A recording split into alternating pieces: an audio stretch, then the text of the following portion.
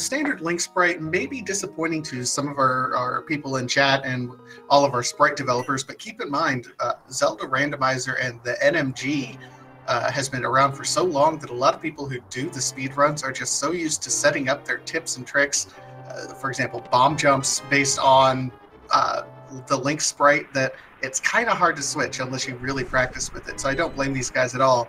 Early map check from Veetorp looks like 3 crystals with the 6th crystal down in desert, and we had a hammer early on. So not even our weapon designated from Uncle already equipped to the teeth. I mean, if you could engineer a nicer start to a seed, having the hammer from the first chest and then seeing 3 crystals in the light world, that's pretty good. I mean, there's, you know, I've seen plenty of seeds purport themselves to be nice, happy, and fun, but turn into nightmares midway through. So we'll have to see. Absolutely. Notably, the hammer is one of our 3 items required to go ahead and give our early access to Dark World. So that's just one nice thing. And it wasn't even in the weapon find. So this will be kind of interesting at this point in time. It does also make farming up bombs going through here a little bit easier. Not even going to pull out the cane at all. Just going to use that for the magic refill and call it good, I think. Absolutely. So see both runners here doing some farming. We want to get that bomb early for anybody who is not seeing any races so far. First off, where you been? Second of all, this tournament is using the standard randomized swords mode, which means the runners will be going through escape as normal. As they got the cane this time, weapons are randomized from the uncle. But importantly here, our runners will need to get a bomb before they get back into the sewers to get those last 3 chests. You really don't want to be having that you know, in the back of your mind if you're not able to find one. Absolutely. You know, it's to the point where runners will spend quite a bit of time just farming up killing enemies throughout the sewer process to see where exactly the bombs are going to be. That's the 2nd arrow capacity upgrade we've gotten in this escape. So although we started out fast and furious with double weapons, the rest of escape not really giving us a whole lot to work with here. Yep, absolutely. And still no bombs. You know, bombs could still potentially be part of the drop packs for these green and blue guards, but still nothing as DK gets to the ball and chain guard. Just 2 hammer hits with that tempered sword damage takes him down. Yep, smack him in the face. And Zelda's chest gives us a single rupee, one of 2 single rupees in the game. Veetorp kind of getting pigeonholed. You know, what is that? Pincer attacked from Final Fantasy VI. Pincer attacked with the 2 guards there. Yep, you don't want that. But he does get through. Just a little bit behind DKS here.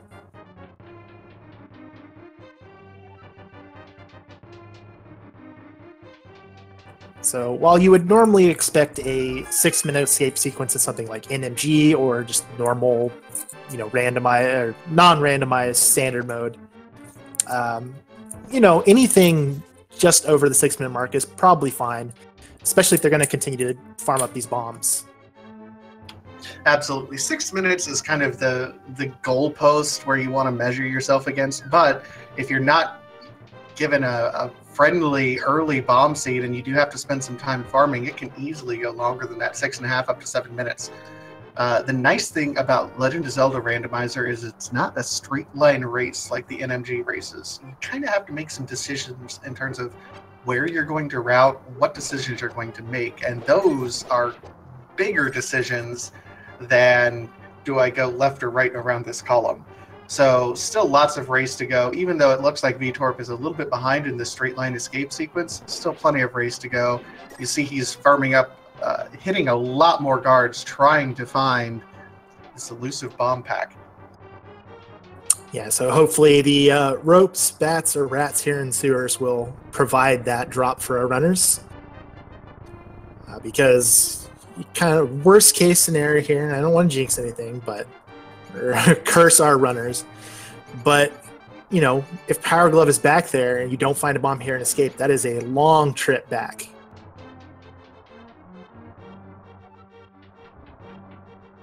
It's a long trip back, but you know, you kind of have to balance it with how much time that you're spending farming up these things. So far, no luck for these guys, and I certainly hope we don't spend too much time farming up, because there might not be anything here in these prize packs, or it might just be unlucky for these runners right now. Yeah, I feel like I've seen two schools of thought as this tournament has kind of gone on. There are some people who will farm, you know, in the path that they're walking. So they're going to continue walking the normal path they would go, kill anything on the way. Meanwhile, other people are a little bit more thorough about going around killing all the enemies they can. So it feels like that sort of meta, if you will. Oh, and DK. DK got a bomb. Veetorp did pick one up earlier, so both of our runners went ahead and picked him up. But man, they had to work for that bomb. Yeah, they sure did. And they gave us nothing. Absolutely nothing. The other green rupee. So both green rupees were in the escape. I mentioned earlier in chat, you know, Veetorp may be one of the lead programmers, but this entire randomizer software is in like its teenager years when it comes to software. So it's kind of rebelling against its dad. It's not being kind to its creator, although it did just give him 2 bomb drops from rats there, so. And 3 bombs from the last chest in Sanctuary. Gee, thanks, guys. I mean, they both happened to get the, you know, what they needed. The horribleness that was that back 3. That was this. I mean, other than the early hammer, that was one of the worst escape sequences I think I've ever seen. Yeah, definitely front loaded. So now we're going to see DK heading north. Likely we'll check this tree pull and lumberjack ledge. And looks like Veetorp is following behind him. I was wondering if we'd see either of our runners go straight to Lost Woods. It's definitely something I've noticed more and more people doing. Yeah, just seeing, you know, if the seed is an early Aga seed, it kind of points you in that direction. Although it's always safe to check because we've seen some late game stuff be there too. And it looks like it's just a vanilla piece of heart. Yep, so our runners won't be needing to do Aghanim for that reason. Of course, there are still other ways Aghanim could come into play. But we'll have to see what items we get out of Kakariko here.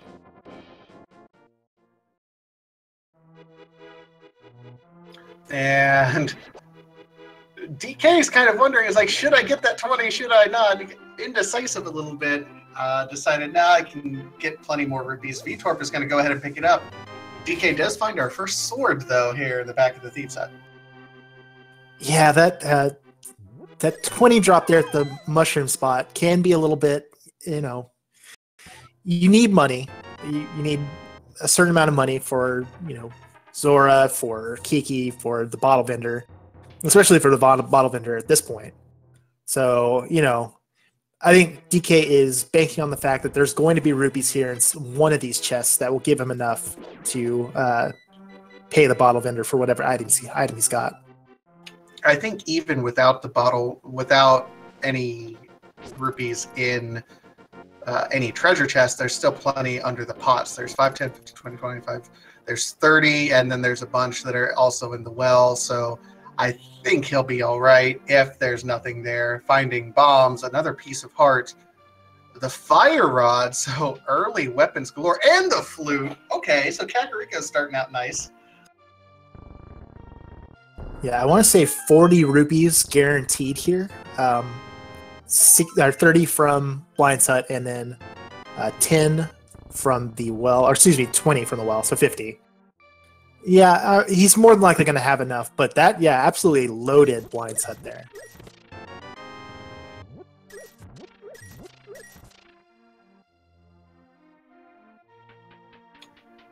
Well, I mean, having the flute early, that's certainly nice to be able to do. There's another 20, so I think DK's will be all right, but may not be able to purchase any more bombs as he's leaving. Never mind. Ask and ye shall receive. So plenty of rupees here in the well. Not much else to speak of, unfortunately, but... So the Jerry Maguire well? Show me the money! Help me help you, Seed. And all that talk just for a 5-bomb upgrade from the bottle merchant.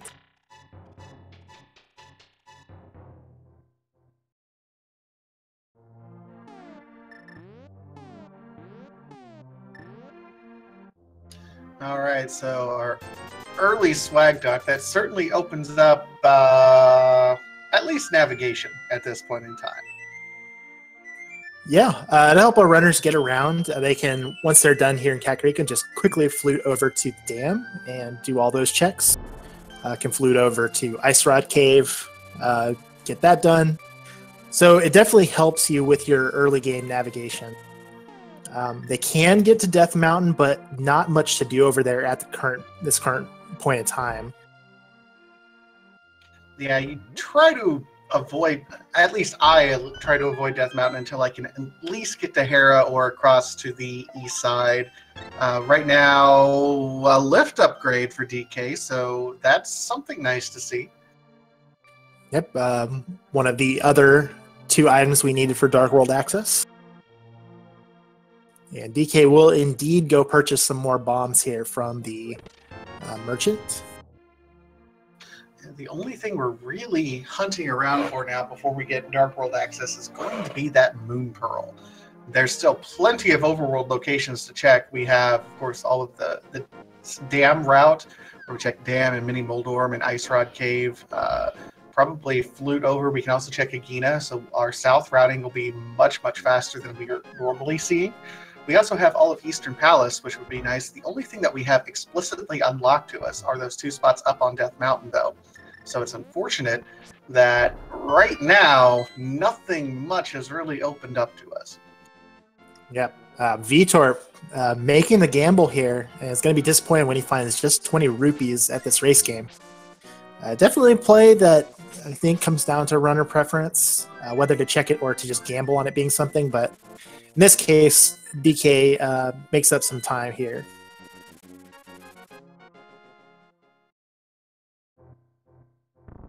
Well, never mind. There's our soggy jawbreaker there, sitting in the bottom of the dam. So we're already... I mean, at this point, do you do a route change and say, I'm going to go to Hype Cave right now? I think it's a valid play. It looks like DK is not going to... That's not going to dissuade him from what he was planning on doing in the first place. But I could absolutely see the merits in just going straight for Hype Cave immediately after getting this. I mean, it is literally right here. I know there's probably no better time to route in the Mini Moldorm Cave as well. And since you're in the kind of Sphere 1 locations, you want to go ahead and get this out of the way if it's right here. That being said, I think it would be a really kind of hype play. Veetorp was saying big gambles earlier on his seed. Kind of hoping for some big gambles. Nothing yet. Pretty linear standard opening for both of these runners. And, it's still not out of the question for our runners to do it. They could immediately from Mini Moldorm here just flute right back over there and take that portal entrance. So we'll see where DK flutes to. I imagine it's either going to be that or he's going to flute over to 8 and do Ice Rod Cave.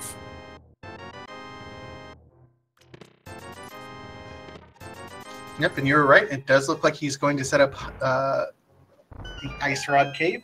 Valid decision. He can also go right back to 8 afterwards, and if he wants to fake Flipper at this point in time, he could.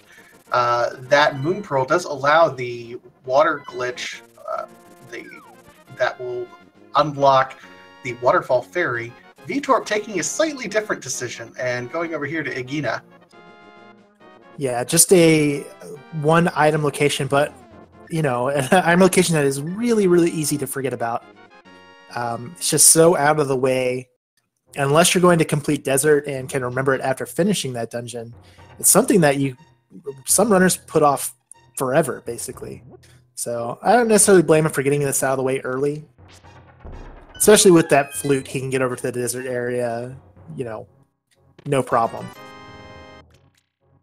Yeah, I mean, that was a big gamble. We see DK is now going over to the Hype Cave check after checking Ice Rod Cave. So, chat, get your guesses in. Are we going to have a Hype Cave, a Tripe Cave, a Money Cave, a Love Cave? What are we going to see out of Hype Cave today? Because we don't know. It could be anything. I've seen such wild swings from this this item, this location over the course of the tournament. We've seen the hypest of hype. We've seen the lowest of lows. Big heart, a little bit of money, another big heart, hook shot. Okay, so we got progression and some health safety. It's not bad, especially with this early Dark World access. Yeah, and that hook shot unlocks all of East Death Mountain right now. So frankly, that I'll give that like a 6 out of 10 hype right now. And if that leads to our progression up on Death Mountain, that number could grow. So we got a really quick map check there from Veetorp. I saw Red Pendant Skull Woods, but unfortunately did not catch anything else. We'll have to wait and see if DK gives us a map check a little bit later. Well, and I'm sure our wonderful tracker Oddwalls is on top of it, checking everything. Shout out to Oddwalls while we got the second here. It's looking like Green Pendant Swamp, and then the Blue Pendant Misery Mire. So DK's is immediately going to be putting that hook shot to work over here, checking in with the Old Man, which is a bit of a sequence break. But Veetorp is continuing on into the Dark World. Looks like he's going to check the Pyramid location and then move on from there.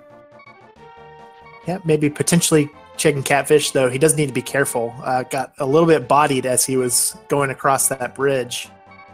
Just 1.5 hearts. Most things in the Dark World will kill him now.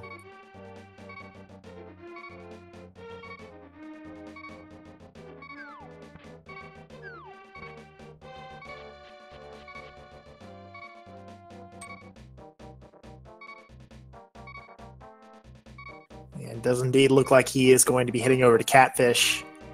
On DK's side, Spectacle Rock and Spectacle Rock Cave, not much there, just Red Rupee and 10 arrows. He'll be hoping for a little bit better payout here on the east side of Death Mountain. Veetorp checking these other kind of one-off Dark World locations right now very slowly. No real efficient way to get around. I think he's banking on these one-off locations having something to put him ahead. Meanwhile, DK is checking the more item-dense East Death Mountain, and so far not finding much of anything. Veetorp taking a hit and dying just before getting to Catfish, unfortunately. That's going to cost him some time. And that might preclude him from doing Catfish at all until, later on down the road if he's checking it with other spots. We see our first bottle on DK's side, but not much else. Paradox Cave, not really paying out. Paradox Cave itself hasn't paid out. We still have Spiral Cave, of course, and because we have access to that hammer, we also can go over and grab our first crystal over here in Tower of Hera. So there's still quite a bit that this hookshot has unlocked for us. Oh yeah, absolutely. So DK is going to be very productive here. We see Quake on the floating island. No idea if that's going to be required, but could be. If it's the medallion for Turtle Rock, that would be very convenient for our runners later on. Yeah, that's a nice intelligence check at that point in time. Wouldn't it be nice to see the Titansmiths as you're going here through Tower of Hera or even in Spiral Cave, so you can go ahead and route just about all of Dark Death Mountain in with it while you're here? Definitely be very convenient. Still need the mirror, obviously, to get that Quake medallion, but anytime you can find an item that lets you continue your checks, do it all very efficiently on one trip, that's certainly a benefit. And Oh, sorry. Go ahead. I think we were going to say the same thing. We see DK picking up the first of 2 items in Tower of Hera, just a small piece of art. So it is fire locked. Luckily, we had that nice early fire rod for us. DK opting to go do a bit of a coffee break right now. Just, take a walk, stretch your legs, grab a drink. Just relax. You've earned it.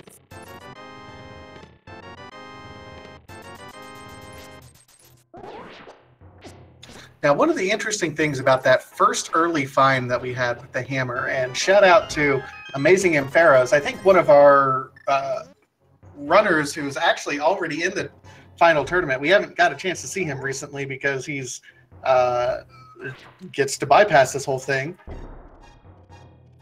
But AA is pointing out the idea of the hammer unlocking the most single locations, which is nice to get early on because it unlocks a lot of locations, but at the same time means that there's a lot of opportunities to not really get what it unlocks. So much that it unlocks a lot of treasure locations that can really troll you in terms of the other locations that you can get.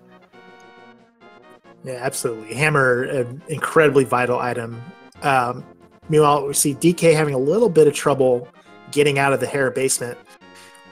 It's one of those things, you're so used to having the mirror at this point, especially for DK, who I know was an NMG runner before doing Rando.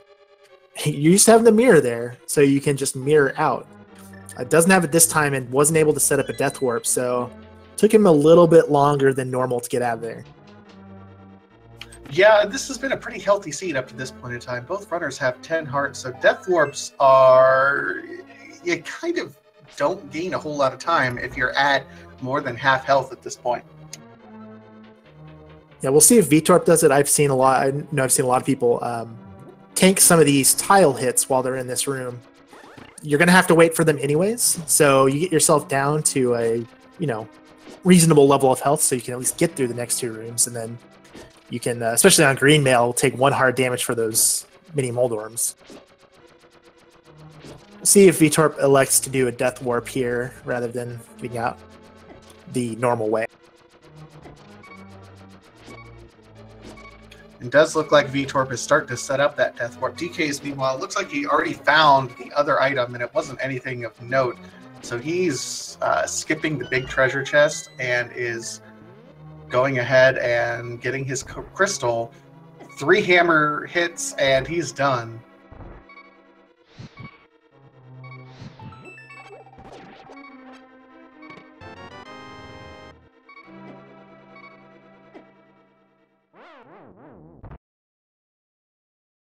So there's our first crystal at the 23-minute mark.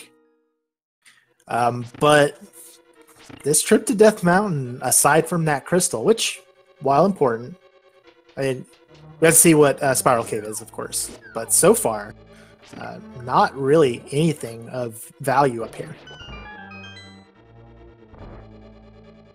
And both Robs and our tracker pointing out, yeah, it was powder actually in Hera. So, okay, we have access to another fetch quest location. So we have 2 fetch quests we can go back to Kakariko Village to go ahead and check if we so desire.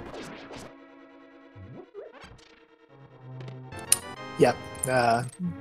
Be convenient with that sick kid check, and then our runners can, head over to the Lost Woods portal and go into the Village of Outcasts, or Skull Woods if they so choose.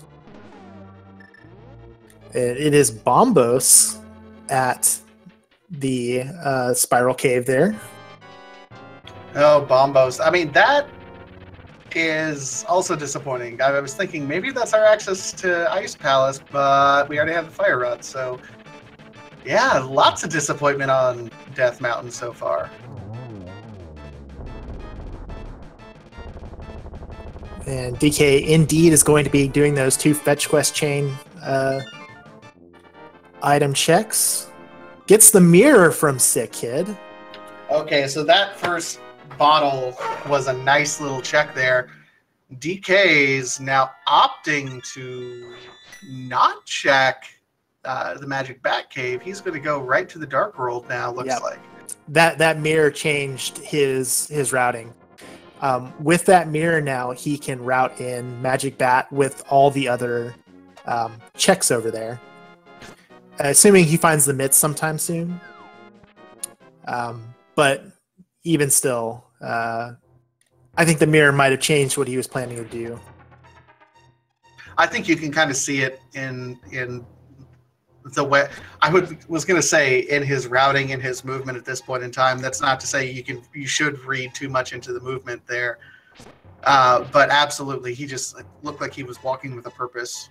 And DK is giving us a little bit longer of a map check. It looked like it was Mire, Skull Woods, and Swamp Palace as our pendants. Confirming what our tracker had on there, so good job there. And DK heading straight into Skull Woods. Interesting, considering it's a pendant dungeon, but it is a fairly quick check, so let's see what it's... I'm worried the Skull Woods meme. I mean, there's 2 treasure locations in Skull Woods, and Skull Woods always seemed to have value back in, what was it, version 26, right around the time of the fall tournament. And it almost became just default to always go ahead and check Skull Woods and dip it, because if you get your 2 items, you can leave pretty quickly. Although I've not seen a whole lot of Skull Woods payouts recently. This should be interesting what we find here. Yeah, it definitely feels like Skull Woods has dropped as far as, paying out is concerned. Meanwhile, Veetorp is going ahead and routing in Magic Bat right now. So we'll see if this ends up giving him some sort of advantage. And it's just a big 20, unfortunately. Yeah, so I think we've seen Veetorp do a little bit more gambling on those one-off item locations. And maybe that's what he meant when he was talking about the big gambles earlier, but none of them have really paid out for him so far. Veetorp does end up does end up finding the first of the 2 items in Skull Woods, and opts to go ahead and looks like he's going to continue trying to find maybe this last treasure chest here at Skull Woods. I don't know what I think about this particular gamble here. Yeah, I personally, the Village of Outcast Thieves Town play would be my first choice, but we'll have to see if this works out for him. I mean, it's less about a right or wrong decision and more about the gambles. This could very well be the right decision. But yeah, he's only got 1 more item here in Skull Woods. And what is this item? It's the map. So if he wants that second item, he's going to have to go beat Pendant Mothula, and not even an important pendant, the blue pendant. I don't know about this, man.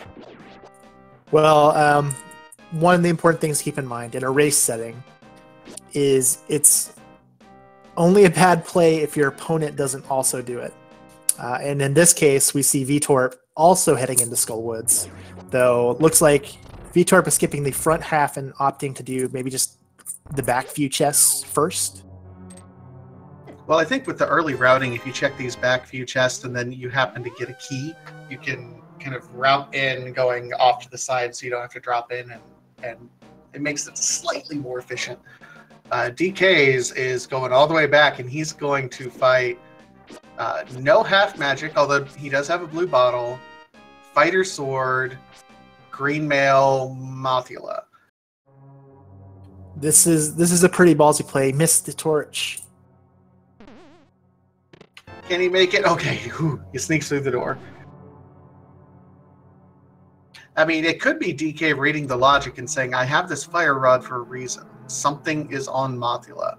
That might be understandable. I personally would be nervous about coming here this early, but it could be it.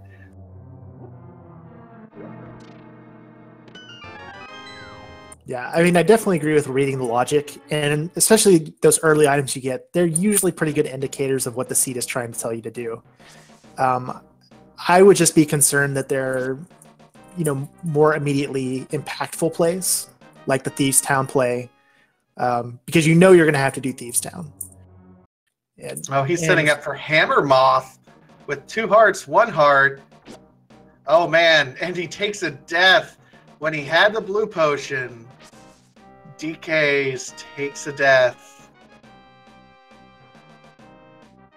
And he will go ahead and skip out on this, and yeah, I think that's the right call. You don't want to bang your head against the boss fight, especially not one that is technically, as far as we are aware at this moment, not required.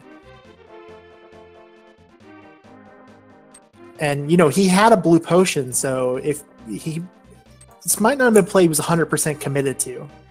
Because if he was, he could have used that blue potion to finish off the fight. See, I don't know. When I think about that, if you're committing to go ahead and doing Mothula, full commit. You have the resources to do it. All that did was waste a lot of time, which is unfortunate for the dKs. I would have much rather him, even though I didn't necessarily like the gamble, I would much rather him have finished out the fight using that blue potion than just wasting time regardless, unfortunately. Yeah, absolutely. But with that mirror now, we're going to get... we saw the big 20 from Veetorp on the bumper ledge there. Now we're going to get a graveyard ledge check. You're right, Veetorp is going after these kind of one-off, out-of-the-way locations, and this has been known to troll up some people, and he gets the Pegasus boots. We can go fast and make both checks over here to King's Tomb and Bonk Rocks right now. This is a great pickup for that. dKs is going to get it very quickly as well. Yeah, that was a very auspicious find. And, you know, kind of thinking about it now, that mirror might have pushed them to do Skull Woods, because in their mind, with that mirror, now they can make these checks. So, you know, maybe that was the calculus going into that move. But definitely checking these locations is going to pay off for both runners. Veetorp finding the Fisher Price My First Shield.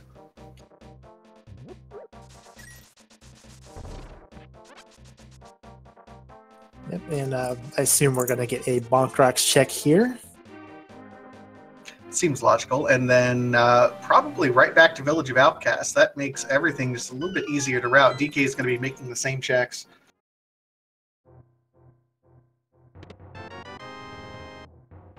The red meringue there from Bonk Rocks. And you can kind of see, like, you know, I'm saying, you know, I would go to Thieves Town, Village of Outcasts first.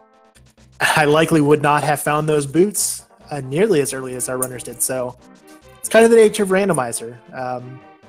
Sometimes your routing pays off, sometimes it doesn't. Yep, there are no good plays or bad plays. There's just high percentage plays and low percentage plays. And sometimes a low percentage plays wins. And that's fine. The best execution in the world will not pay off if the seed really wants to pull a fast one on you. Even the best runners are not undefeated, so it can happen. So chess game, C-shape house so far not paying out, but we got one more item check here, and it looks like Veetorp might just, he's going to open it up and then check this last spot. Chat brings up an interesting point. That those boots were kind of out of the way, and you know, given what both of these runners have, it's worth pointing out they probably both think they have the boots ahead of the other person, so they're probably both really kind of happy with the plays they've made, but they both have it. So just like you were saying earlier, Misher, it's not just about making the plays that your opponent doesn't. You know, you only lose time if your opponent doesn't make the play. You also only gain time if you make a good play that your opponent doesn't make. All right, absolutely. And I agree, though. I imagine DK probably not feeling super great about dying to Mothula in a Pendant Dungeon, but we'll have to see if that affects his play going forward. Is he going to start making some more gambles, or is he going to just, you know, continue on with his game plan?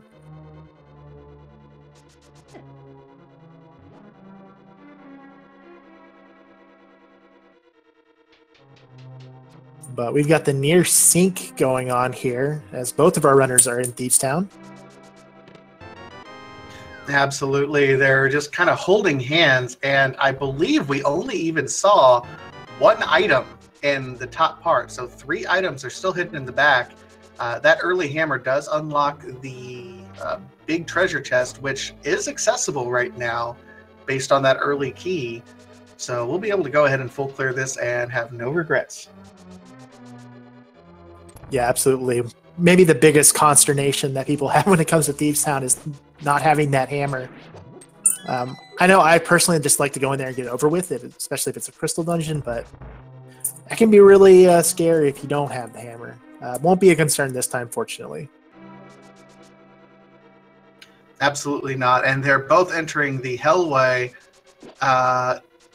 dKs tries to get the good pixel, but doesn't quite get it. Veetorp gets through just about in the same time. This is absolutely exciting, seeing these two race kind of frame for frame through here in Thieves Town. Yeah, I believe Veetorp was in here first, and dKs has just made up a little bit of ground. It is very interesting to kind of see the execution differences. It's not something you often really get a chance to see side by side in these races, since, you know, there's so much divergence, and it's very rare that a runner's in the same place at the same time.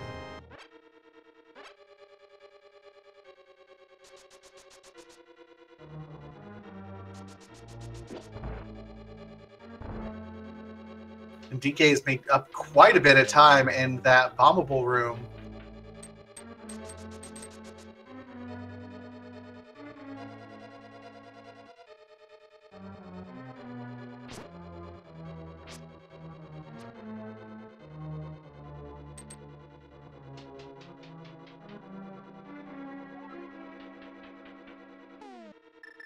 And I'll point out, because, you know, people get all up in arms about who's in the lead, who's not. Hey, Mitts!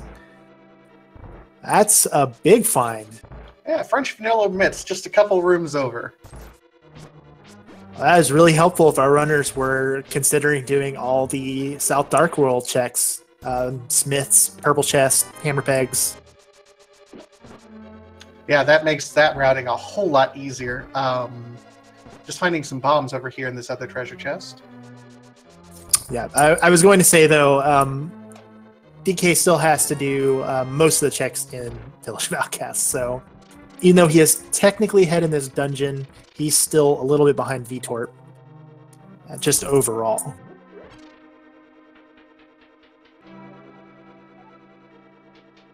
Absolutely. One of those things where when you're in a randomizer, it's not over until you're in go mode. Then it becomes kind of a straight line race. But until then, any routing decision can really change the game.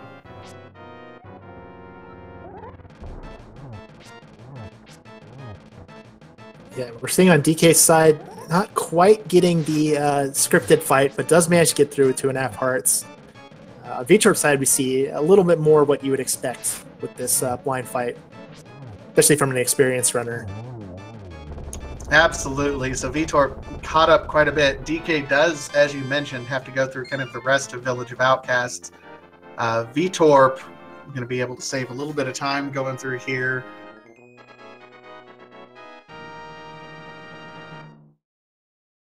And with that 6 crystal being Thieves Town and the Titansmiths opening up, we already have Titansmiths, Flutes, and Mirror. That opens up Desert Palace for us, and we can full clear Desert Palace right now. That means an early Pyramid Fairy. That might prompt me to actually go do Pyramid Fairy or go to Desert and the whole Mire area check before doing the South route, because then you could kind of route in the Stumpy check and then go right over to check the Pyramid Fairy. Yeah, I fully expect to see that play here soon. And DK mirroring and is going to be fluting away. Where is he going? I think there's 2 plays here. You're either going to Death Mountain to do Dark Death Mountain, or you're doing what DK is doing and going to check Mire. And of course, do Desert Palace. Yeah, 3 quick checks here between the Mire Shed and Checkerboard Cave, and then you dive right into Desert, which does give you 2 items, and then that all-important 5/6 crystal. Veetorp, meanwhile, is doing kind of the Jeremiah loop, is going to be checking Jeremiah, the Hammer Pegs, and likely the Purple Chest, and route that down south as well. Hey, finding the book.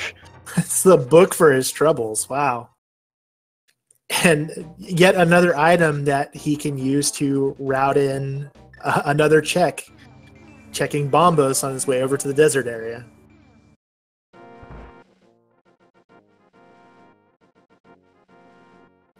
DK opting to skip the 300 rupees that are just kind of sitting up there. I don't think he necessarily needs any money. Veetorp finding the flippers, so we have aquatics. I don't even know what they're doing now. Maybe they're getting into, maybe that's the surfboard they're making there. I mean, I sure will go with something like that. I mean, location-wise, it's not great. They're not really anywhere near a major body of water, but... It's interesting, though, because this was kind of the point. Those mitts, between everything else that they have, absolutely opened up a ton of locations. So we got to see our first real set of route divergence. DK is opting to go over here and check the mire shed area and go into desert. We haven't seen that paid off. Veetorp maybe checking... Again, not necessarily a lower percentage play, but he was able to route everything together very nicely, and it's paying off. He's got, King Fetch quest in the Book of Mudora, and then picked up the flippers as well, which, based on logic, are going to be required for Ice Palace. Not necessarily required, because both these runners know fake flippers, but it's worth the knowledge there. Yeah, definitely. Might indicate that there's something in either Ice Palace or Swamp, which I know neither runner wants to have to go to, if at all possible. Are you kidding? Green Pendant Swamp, where you have early access to the hook shot, and you just got access to the flippers in Logic. Oh, it's screaming at me right now. It's screaming at me right now. I think something's there. And there is a very good chance, and with it being the Green Pendant, I mean, not only is it 6 items from the dungeon, but it's a 7th from Sahasrara. So, it's... People put off Swamp Palace for so long when it's a crystal dungeon. But given the items that they've been given so far, it's hard to ignore. It is. Veetorp got to check the Bombos medallion location. It was another bottle of blue goo. He did pick up one more, and he is looking like he's going to go over here to the Lake Hylia Dark World area. Going to be able to check what's on the floating island, check Hobo, kind of extend this this routing location that he did with the purple chest initially, really routing everything together nicely. He's trying to read the seed right now and play to the advantages that he's gotten. Just 10 arrows there, going to actually take his portal back to the Dark World.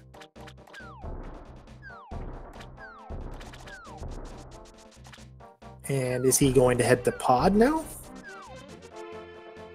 It's possible. He might also just be taking the easier location because he can dash all the way up here to the Hobo area as opposed to swimming. Yes, you are correct. Meanwhile, DKs goes ahead and gets the other 5/6 crystal. Hasn't really found much else here in Desert Palace, but more importantly, he does end up getting the other 5/6 crystal and is opting to go away. Veetorp finding bombs, so the Hobo might be a terrorist, just keeping explosives there. Yeah, I'd be very leery of going over that bridge now.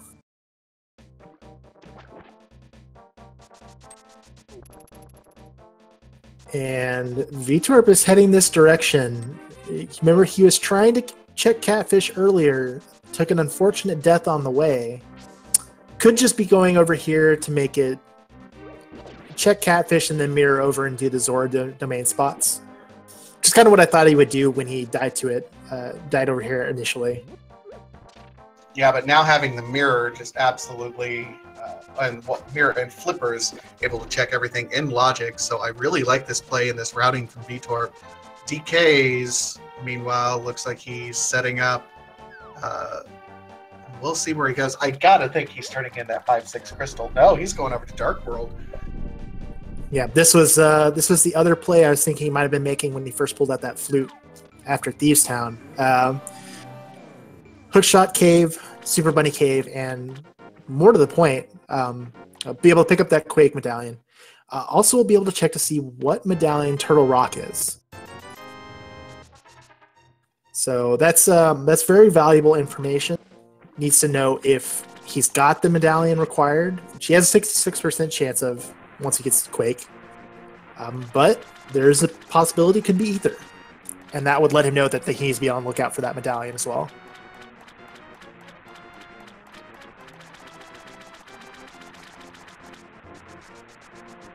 dKs didn't quite get that hookshot glitch, so we'll have to do a little bit longer routing over here. We'll see if this play ends up helping him out. Right now, Veetorp's routing decisions, his gambles have really paid off quite a bit. Nothing from Zora, and we'll see Veetorp save and quit. Yeah, you know, I feel like Veetorp might have been making some gambles early on, but it feels like since he's gotten into the Dark World, he's really just been following the logic. You know, one thing has led to the next, just step by step. Well, and it's worked out for him. Absolutely, and the nice thing is that it's kind of progressed as he's gone through. Like finding the flippers right there from Jeremiah really just extended everything that he wanted to do. And I just missed what DK saw on Turtle Rock. That was Quake. So as per usual, the medallion to get into Turtle Rock is right next to Turtle Rock.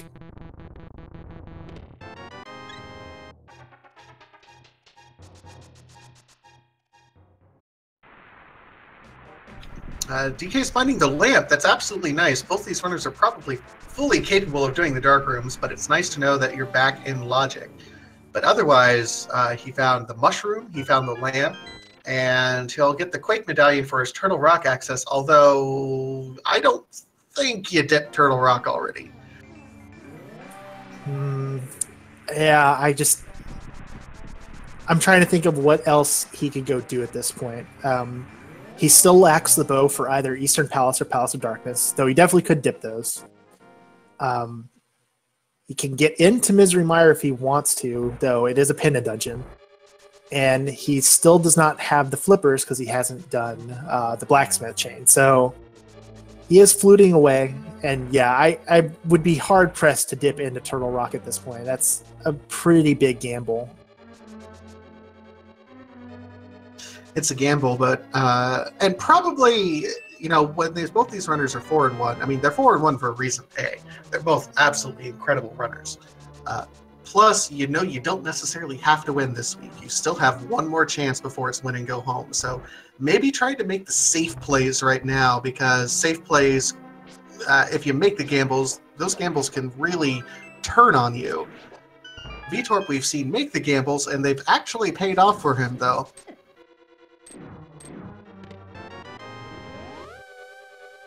It does look like dKs is going to be doing kind of this South Jeremiah loop, checking the dig game, probably turning in Jeremiah, getting the purple chest, hammer peg. So he's about to pick up everything Veetorp just did, while Veetorp is going through the back.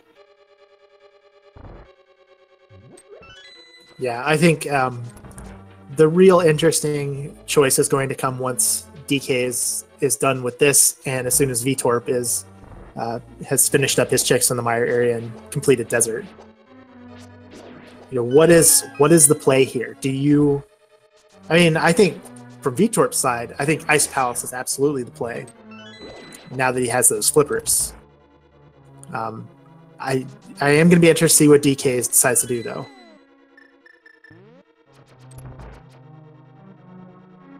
I mean, I can absolutely see Ice Palace. Right now, if I'm looking across, are we just a bow from Go mode? Bow and Ice Rod at this point. Okay. And another sword, of course.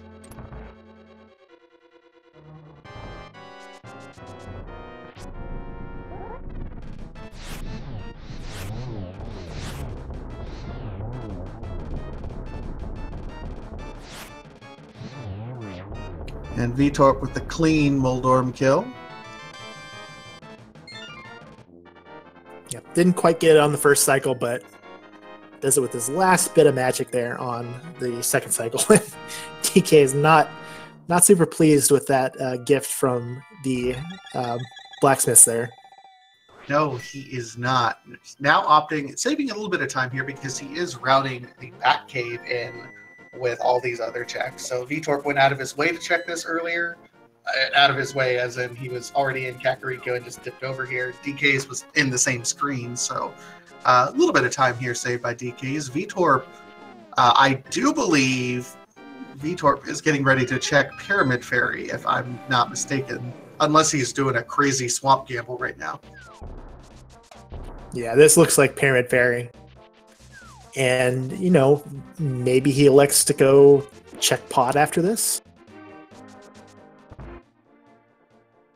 There are a lot of items over there, and he can get in, even if it's bow locked. He can do the potion glitch to get over to the bow lock side of Pod. Yeah, but when you're only a bow and ice rod from go mode, I think if you dip Pod and it's bow locked, you leave like right away because you're not going to find the bow there, which is kind of the last big key you're looking for.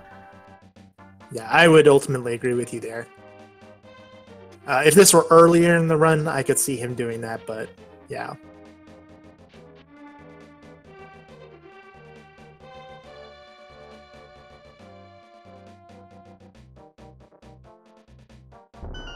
And chat's having the discussion saying that Overworld seems to be paying off more and asking about certain logic. Version 29 absolutely did kind of rebalance things. Prior to version 29, there was slight tendencies based on how the item fill ended up working that dungeons had a slight preference to the overworld in terms of where the items were located. All version 29 did was kind of rebalance that in terms of the item fill so that overworld and dungeons were equally likely to have items. The change the reason why it feels like overworld is so much more dense is because overworld has a lot of those 4 and 5 treasure chest locations where you can just grab a ton at once. So overworld feels like it's paying off more in part because of that. Yeah, I think it's been overstated maybe a little bit how much things have changed. I just think it's shifted the balance to be a little bit more 50-50 than it was in version 28. Yeah, it's absolutely more 50-50, and I completely agree with you there, and I believe the programmer and the numbers will agree with you.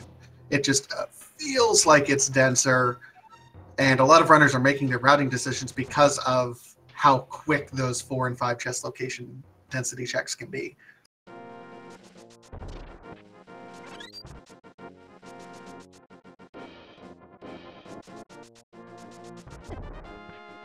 All right, so it looks like DK is going to be making its Pyramid Fairy check as well after finishing those South Dark World checks. Be a little bit disappointed to find just bombs and a bomb capacity upgrade, but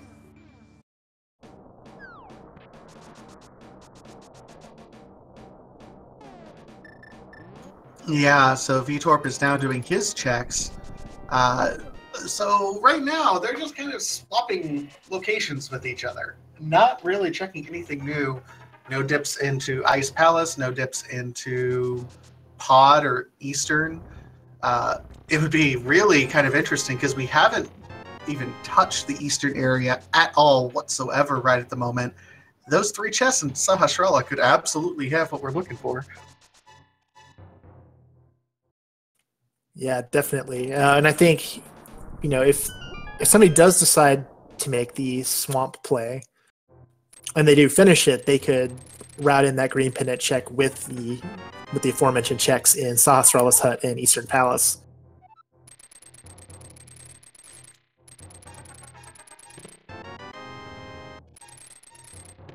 I honestly think that would be enough to pull me in that direction before checking Ice Palace. In part because being able to go mode Ice Palace is just too nice and too big of a gamble to give up, I think.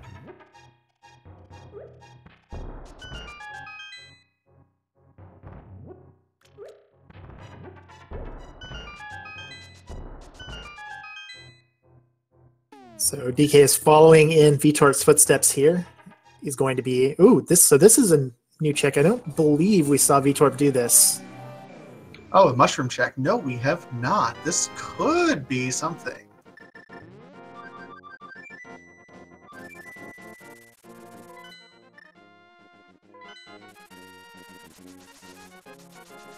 Oh. Ether medallion. Okay. Well, so fortunately for Veetorp, Ether medallion not required this seed. Not even picking it up. I mean, the completionist in me just hurts, but the speedrunner in me loves that he's not, he's saving the frames. Yeah, it's that's a couple of seconds, so you'll never get back.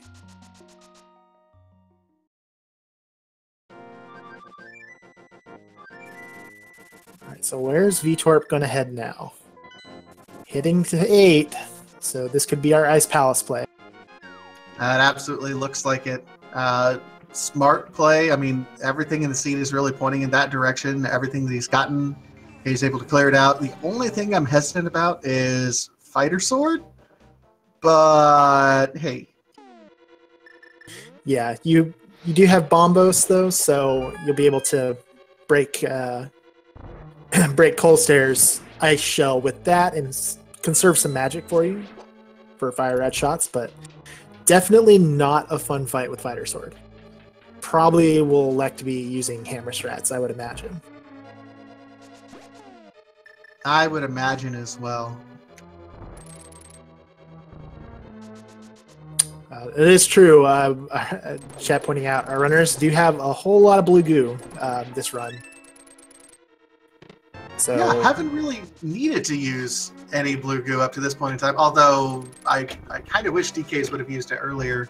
I'm still curious what's on Mothula, because that does appear to be the second item in Skull Woods right now.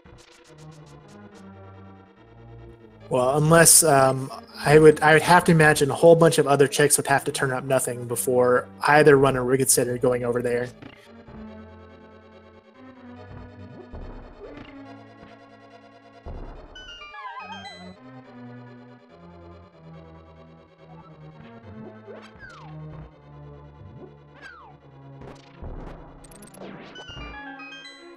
And the inevitable question that gets asked in just about every race in Randomizer, what's the status of the pedestal? Well, Ped is absolutely alive at this point in time.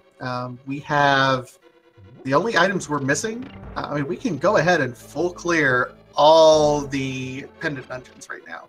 So if we're looking for the bow or the ice rod, and those are the only two items we're looking for, it could absolutely be on the Ped. But we have so much yet to check. It's kind of a low percent play at this point in time. Yeah, it's alive, but it's maybe on life support.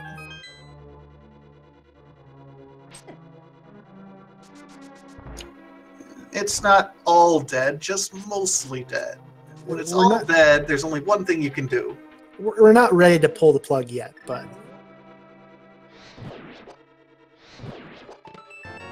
And first item in Ice Palace is the upgraded shield.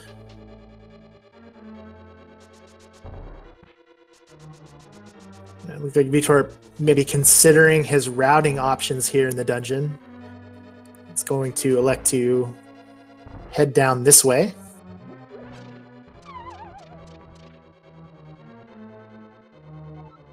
I think you'll probably see most people do the bomb jump in that Freezor room. Veetorp electing to just head back around and take the drop down. Does put him a little bit closer to the doorway. I mean, I would do that routing just to avoid walking on ice that much further. Meanwhile, DK is also entering Ice Palace, so this is... I mean, we had kind of an interesting point where both runners completely broke rank and we had some great route divergence, but now we're right back to where we were before.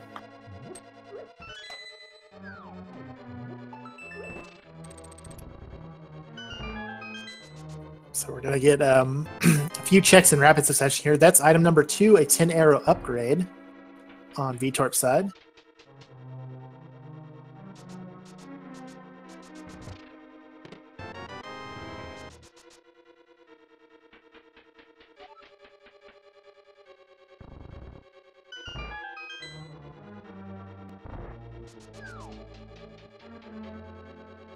Still nothing so far here. We still have a couple checks. We have that wonderful iced tea room. We have this check for Veetorp right here, which Master Sword, nice. I'll take it.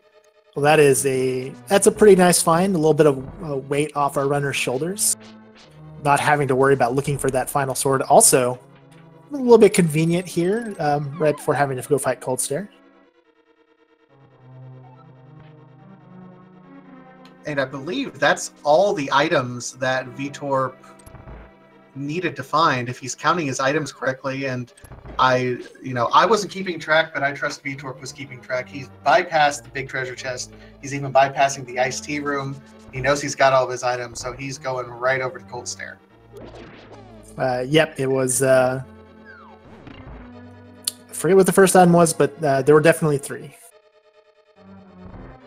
Yeah, the only thing of value was, of course, that Master Sword, so we'll see if Veetorp picks up any time. If dKs ends up opting to check those other treasure chest locations, it would be kind of a waste of time if he's not counting his chests here. But this sets up a very interesting question about what you do next.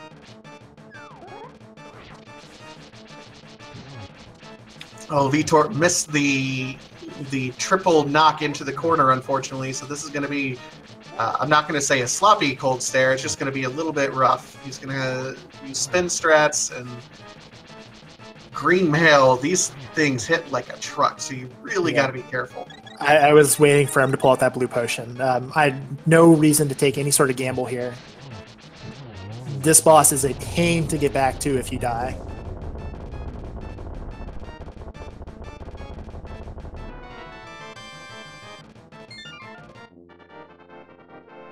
So yeah, where do you go from here? Do you dip the eastern pod area, even knowing that you're, a bow away? It could absolutely. This could be one of those situations where maybe Ice Rod's in there as well, and you would be really unfortunate for not going there first. I don't know. There's a lot of different gambles that can be made at this point in time. The problem is I can see the merit in any one of 3 different plays at this point. Veetorp going to go turn in this mushroom now. Yeah, I think Swamp is probably the play I would make here. Swamp, that's an interesting play. I think, chat pointing out that's probably the highest gamble play, because if it doesn't pay off right now, that's the most time loss. But you have 6 item normally in Swamp plus green pendant, which, if you're going over to Eastern anyway, it does look like Veetorp might be doing the Eastern pod play prior to going into Swamp. And I think, in a race setting like this, not all people will study their opponents, but some people will.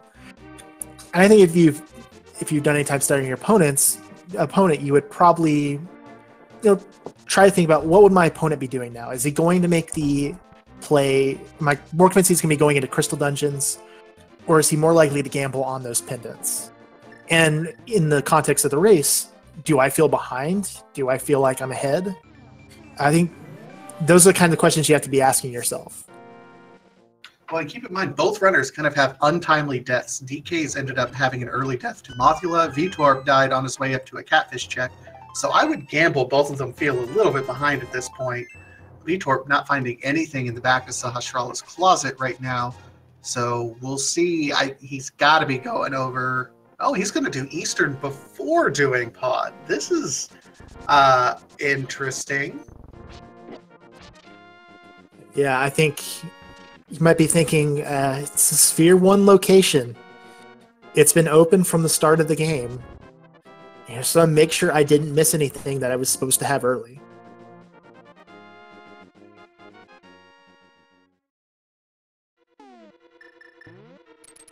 Oh, and chat actually pointing out something interesting. Veetorp, because he made that purchase for Blue Goo, he's about 11 rupees short for Kiki, so that explains why he's not doing that. That's a very good point, and something to keep an eye on. If you're going to be racing this kind of game, you need to be very aware of all of your resources, including your money.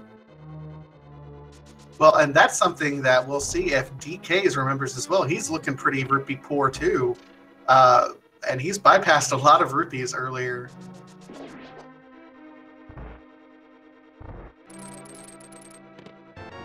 Hey, Temper, that's worthwhile. That's worth the dip at any rate. Yeah, absolutely. Probably would have liked to have had that for Cold Stare, but you'll take it whenever you can get it, for sure.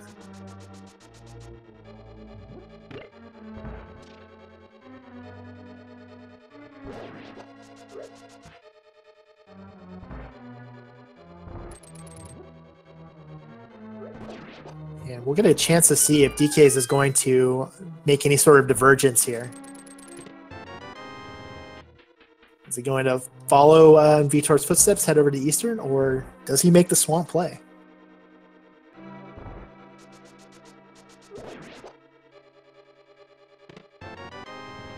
Oh, he's making kind of an interesting dive. What are you doing here?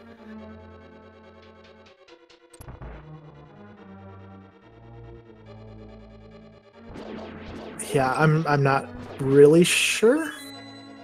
He's going for it. He's making the gamble. Oh, I'm hyped for this, actually. So, Veetorp needing money to get into Palace of Darkness, heads to that room you don't often see in these races, and procures the needed money to pay off the extortionist monkey.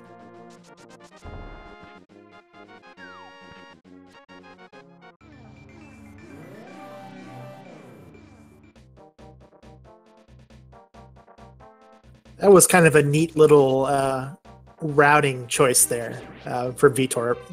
Once again, something you don't often see. No, it's not. And we've seen a lot of, I would say, unconventional routing by Veetorp, but he's doing it because he's reading the seed and just kind of following the seed at this point in time. I'm absolutely loving the routing decisions that he's made. And this is nice too. If this is bow locked, Veetorp will know right away and will be able to get out of here quickly.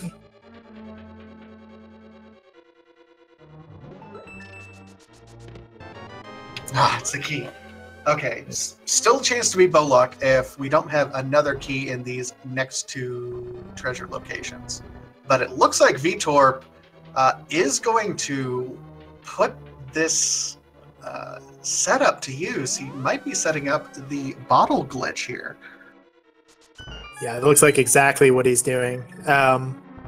So the bottle glitch, fairly recently found, specifically for this application here in Palace of Darkness. Basically, the way it works is, as you're heading through that room there, you use a bottle while moving left.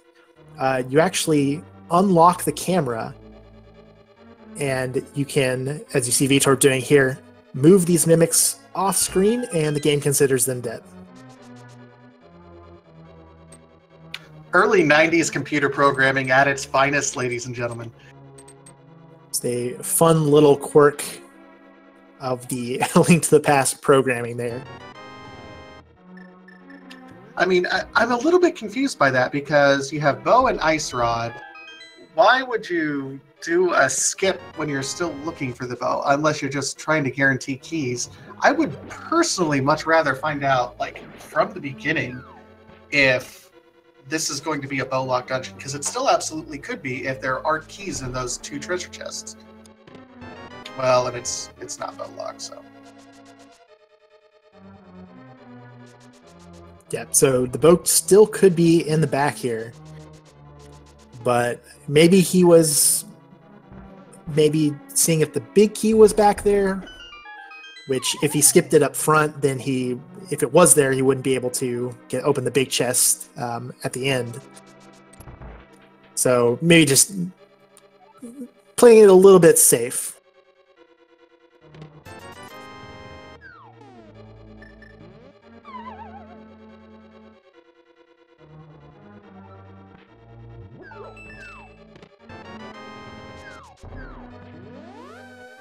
see, he's taking out his frustrations. He's finding quite a few keys right now. And we will see as he delves deeper. I mean, he can get every treasure chest in here. He just can't necessarily beat Helmasaur King at this point. He's got to get past some rooms that do require the bow, unfortunately. But in a good spot right now. Bow can absolutely be here based on the keys and where they've been. Meanwhile, on DK's side, we're going to see the left side of Swamp here. And there's the bow! Oh, wow! So, Swamp was the play, and left side Swamp, more to the point, was the play. Veetorp finds the ice rod! Oh, no!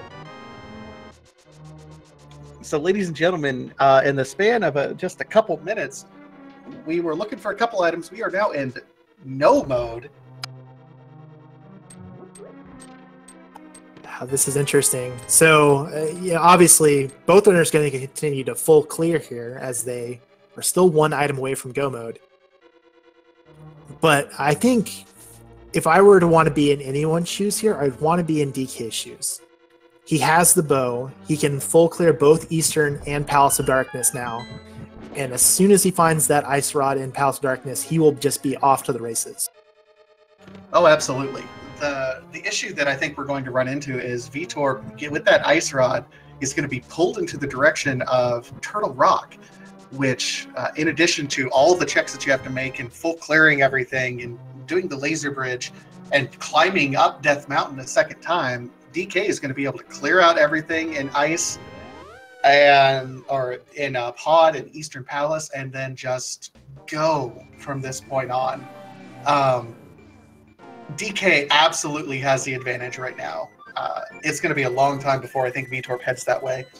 Interestingly enough, they both picked up a piece of mail, and it turns out DK is not using Vanilla Link. Yeah, so took us an hour and 12 minutes to figure that out until they found Blue Mail. Yeah, that was a funny little quirk there. Both finding one of the two required items for Go mode and both finding Blue Mail.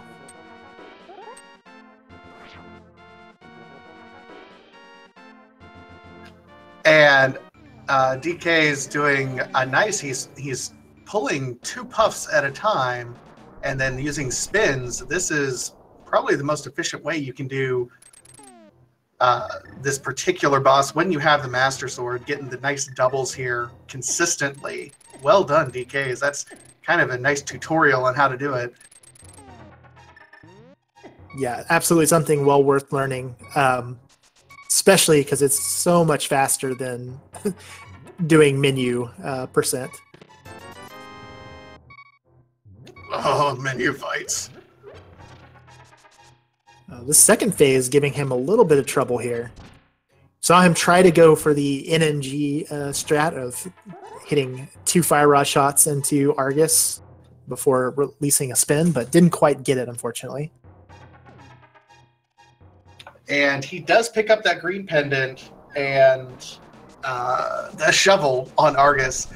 I imagine he might just peek over here to the shovel spot since he's in the area real quick, but then he's going right over to make that Eastern pod play, and it's the right play at this point. DK is going to be in go mode very, very quickly. Yeah, I think as soon as you find that bow, your mind has to go to, okay, Eastern, Palace of Darkness, right away. First things first, have to get these crystal dungeons out of the way. And Veetorp's going to be going over here. It looks like he's on his way over to Turtle Rock. The issue with that is he's going to full clear Turtle Rock. It is a pretty linear dungeon. The main time loss here is going to be going up here to Turtle Rock. It's not going to be as fast, but the main time loss is making a second climb up Death Mountain on its own. And then he still has lots of locations he can check after it. It's just a matter of time. When do you go to Swamp?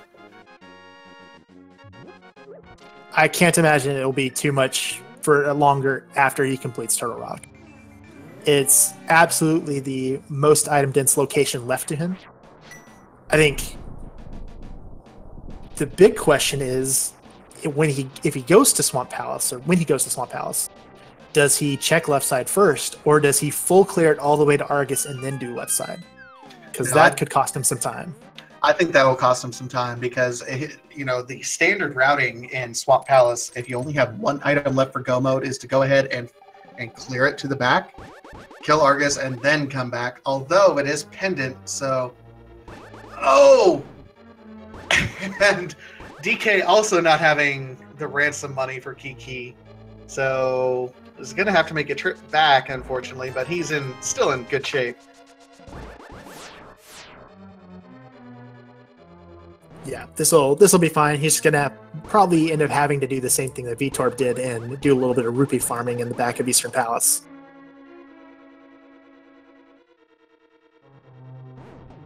It's like the runners knew that you were going to have to check that or something.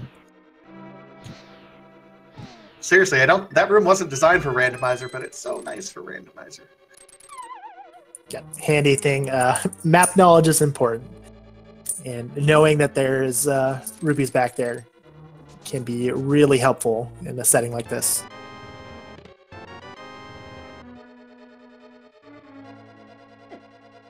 So the Tempered Sword is really one of those items that I think DKs is happy to find before the Ice Rod. In part because right now you were looking like I might have to be go-moding Master Sword, Silverless Ganon, but the Tempered takes a huge weight off your chest if you're DKs right now. And Veetorp, but he's still hunting. Yeah, especially since we have yet to find those silver arrows. So our runner's avoiding Master Sword Silverless, but could still have to do Silverless Tempered, which is still not the most fun, but not bad. No, and I think if you ask most speedrunners, they will tell you with a straight face they would much rather do Tempered Silverless than Master Sword Silvers, just because of that second phase and how annoying it can be to do everything that you need there. DK, he passes the 100 rupee mark, but going to go ahead and farm up some rupees just in case.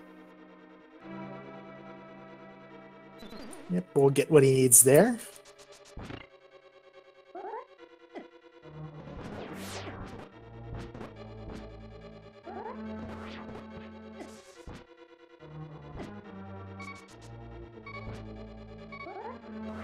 Man, Veetorp, just get those fairies. Yeah, the head kind of got away from him there a little bit. Yeah, fortunately, had that magic powder, was able to turn all those anti-fairies into fairies, get fully healed, and gets a compass for his trouble.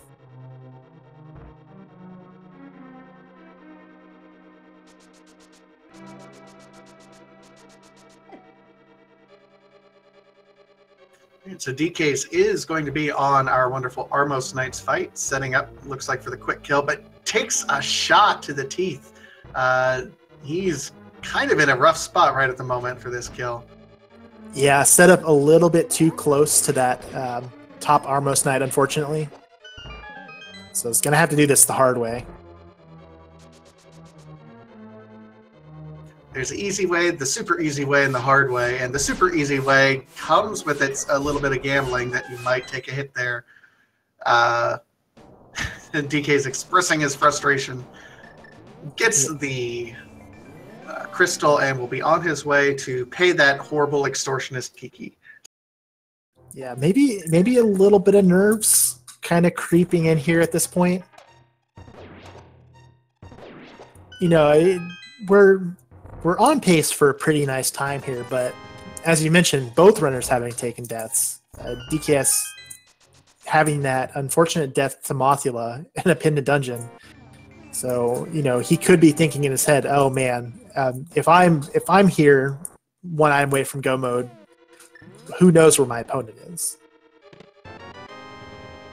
So. And that's always a scary thought. You know, you feel good about yourself. It's like, oh, I'm moving pretty good. This is a nice, generous seed. I'm doing all right. But you got to think, your opponent's probably made very similar plays to you. I think they both were probably happy with their early finds for the boots, so they might feel all right with that, but they're probably also not feeling great about those not so great early deaths. So they both probably feel a little bit possibly behind. DK's in go mode. I think we're going to see just the light switch come on here in about a minute and a half. Yeah, he's going to be probably feeling much better once he finds that ice rod.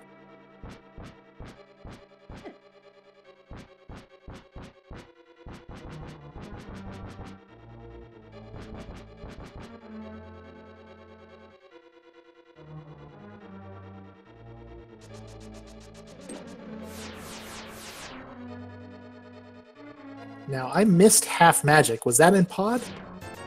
Yes, half magic was in the big treasure chest in pod. I feel like that was happening right around the time DK was picking up his bow, so... Yeah, it was right about the same time, and also about the same time they picked up their banana hats armors.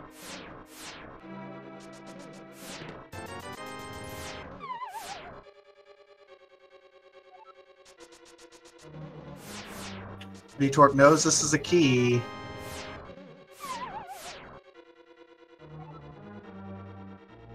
Yeah, and I'm sure at this point he's got to be thinking, oh god, hopefully this item is on Trinex. Veetorp didn't quite get the swag king dash there, so gets a bonk, but he will be on his way. This is going to be a pretty quick Trinex fight. DK's on his way. Soon he's going to pick up that ice rod. So soon.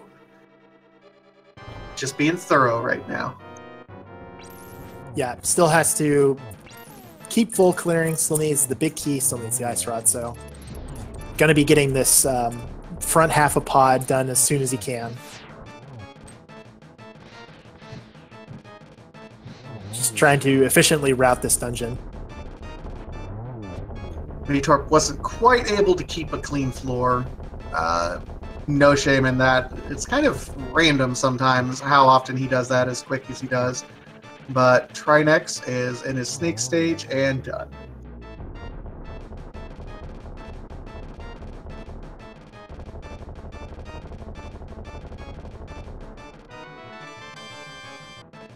I'm trying to remember. Did we see DK's turn in that green pendant? Yes, he did. I believe it was just a piece of art. Okay.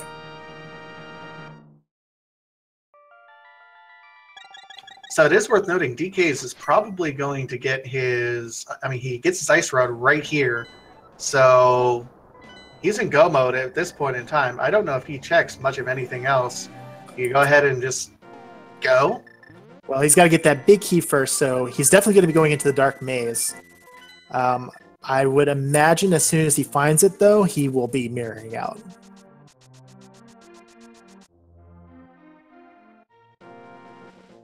Pastel purple link. I like it.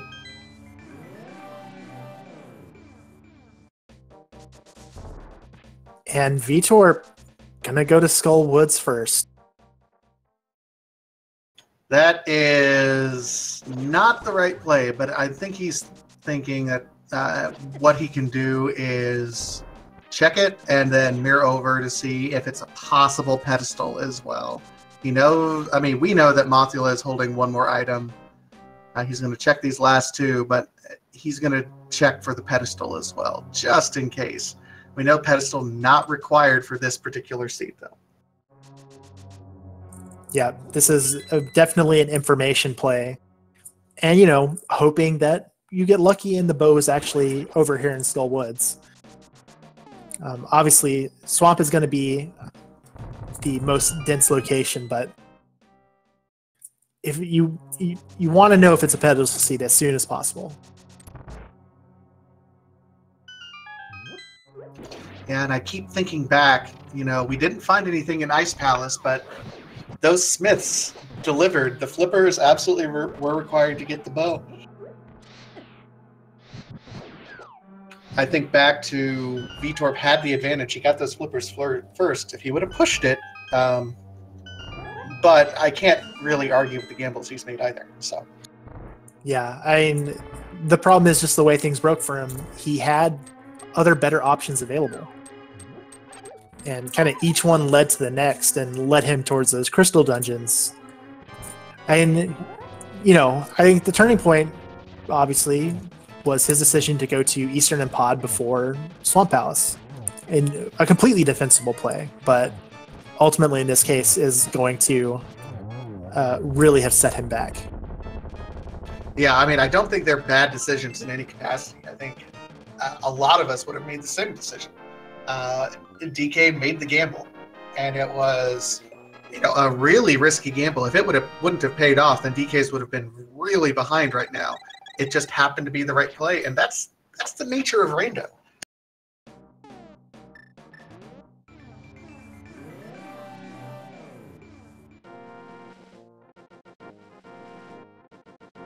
So here's our pedestal check. We'll see some disappointment from Veetorp. I make things go boom so many times. Oh, that's the 10 bomb drop? I believe that is the 10 bomb drop, yes.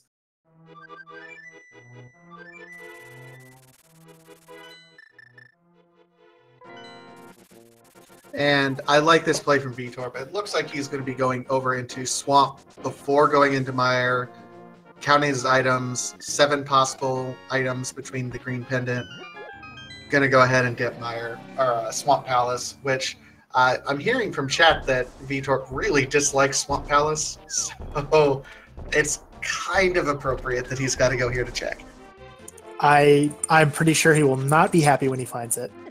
But the thing about the play he just made, while obviously we know that it wasn't the right play, he needed to come to Swamp Pass as soon as possible, that information is incredibly valuable to him because it tells him, I don't need to worry about pendants, generally speaking. Obviously the green pendant could net you a potential item, but now he knows I just need to go through, check these chests as efficiently as possible, not necessarily worry about the boss kills. That could point him to left side Swamp. Absolutely, because again, it's not about the pendant per se, although a green pendant. I really hope that pulls him to left side before he kills the boss, though. Yeah, I mean, you would, if you were doing a full clear of Swamp Palace the most efficient way possible, you would do left side first. The reason you see so many people skip it is because if you're, generally speaking, you're wanting to come into Swamp Palace when you're like an item away from go mode. And in that case, you would make the gamble that it's going to be in one of the chests on your way to the boss and you can just complete it. In this situation, there's no real reason to do that. So the most efficient way to check all these chests is go left side first.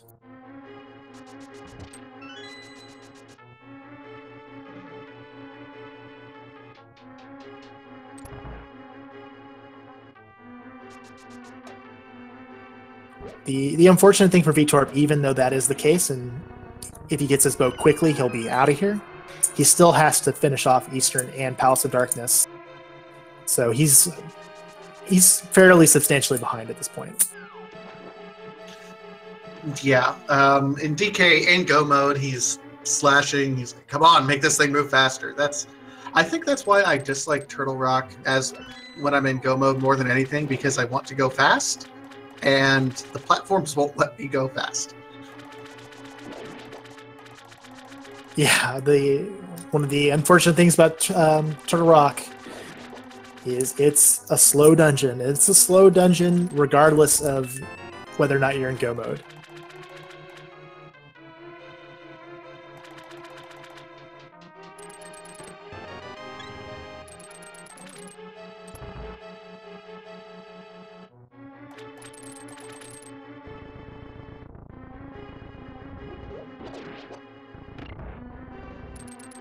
And yeah, it does look like Veetorp is actually going to the back first. Oh, Veetorp. This is, I mean, I've seen lots of runners and respectable runners in chat who have absolutely said this is the same play that they would make. Unfortunately, it's not the play that's going to pay off. You just hope for his sake he doesn't gamble that it's not left side. I believe there were 2 items over there, though, so, from an item density standpoint, once he's finished here, he's likely going to look and see, oh, there's still 2 items over there. And it looks like to me, one, he's going back up the stairs of doom, which are horrible because they're glitchy. But he's coming back. He found that compass and is likely thinking, nah, I need to go ahead and do these checks now. Yeah, I think finding both that map and that compass is kind of pushed in that direction. Okay. I can't leave these behind.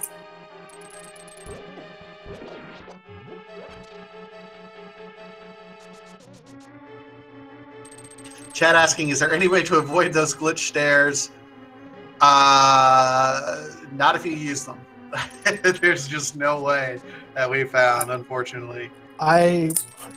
This could be wrong. I've heard this from someone else who I generally trust, that key dashing through it can prevent it.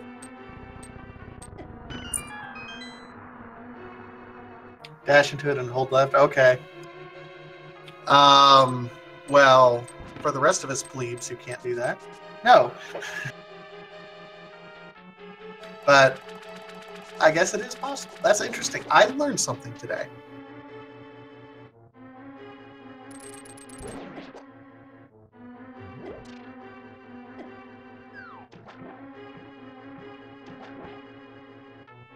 So Veetorp very shortly going to be getting his bow and going to be very happy he decided to backtrack when he did.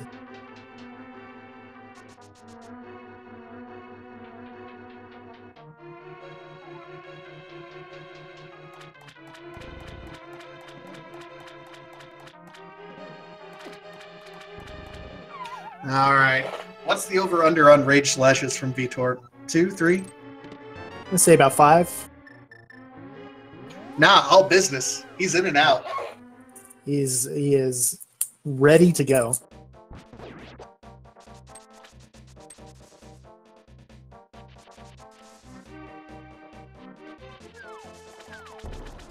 Yeah, heading right back over to pod. Meanwhile, DK is on his way to Trinex. He even has one key. He can completely avoid the laser bridge with that steal that he did earlier. Yep, and then it'll be a quick dash over to GT. It is worth pointing out, DK did not pick up half magic there in the big treasure chest in Palace of Darkness, so slight advantage Veetorp, but I don't think it's a game changer to make up this difference. Most likely not, and I also believe DK, he used one of... No, Veetorp used his blue potion. I don't recall seeing DK use his blue potions. He at least has one, maybe two.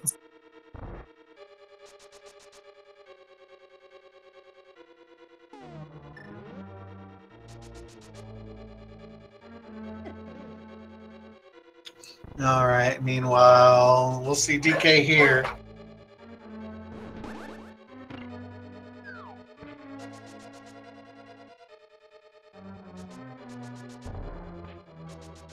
So neither runner's Trinex fight going 100% according to plan. But he does get through that first phase.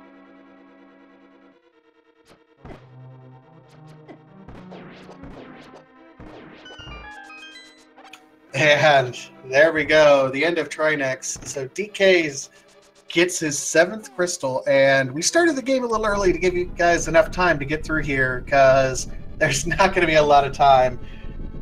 Ladies and gentlemen, there are 22 treasure chests in Ganon's Tower that can possibly contain the Ganon's Tower Big Key.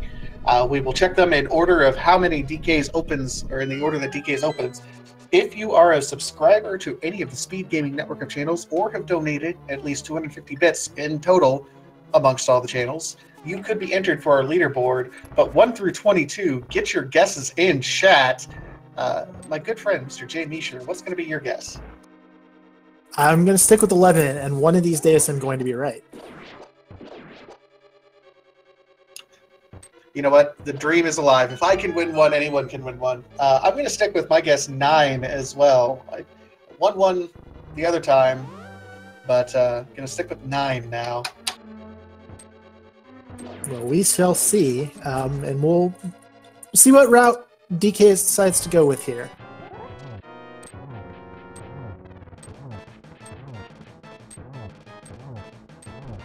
All right, and since we're in, big key guessing game is stopped, and just 50 rupees. And what? That's the big key. That's number 2.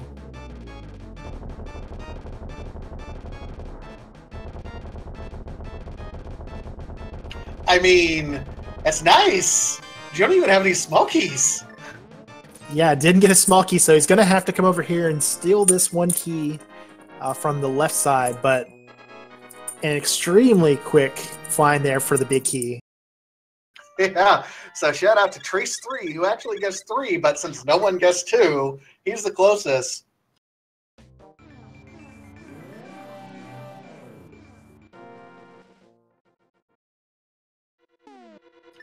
Oh my goodness, this is, I mean, just absolutely interesting. So he did go over, pick up 1 key, so he did remember that, yeah, you absolutely do need a key to exit. And just can't quite get these mimics set up right. There you go. Yeah, so the only way this isn't a neutral, neither runner is going to gain or lose anything from this, the only way that doesn't happen is if Veetorp decides to go full left side right from the jump. So I think we're unlikely to see that have any factor here. Of course, Veetorp already well behind, so...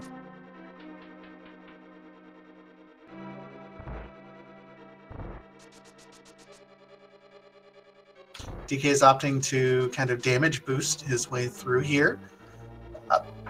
Worth sacrificing a heart when you have red mail. Not a lot of damage to take when you have red mail going through here, although these lasers can hurt if you get knocked across the ice here. Yeah, so it's called the Gauntlet for a reason.